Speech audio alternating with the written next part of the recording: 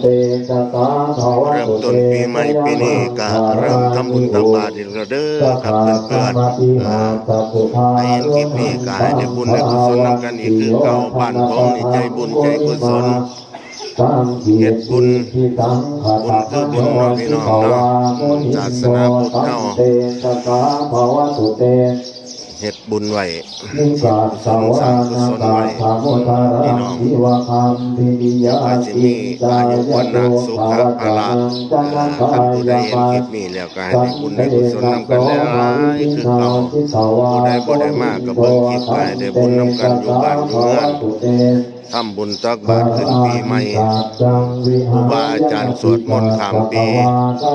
เพิ่นแล้วก็เลยยังเศร้ามาทำบุญตักบาตรอีกกายได้บุญได้กุศลหลายๆเด้อไปเห็นคลิปนี้ก็ได้สาธุอนุโมทนาทานนำกันเด้อพี่น้องเด้อวัดบ้านนาแก่เฮาคือเก่า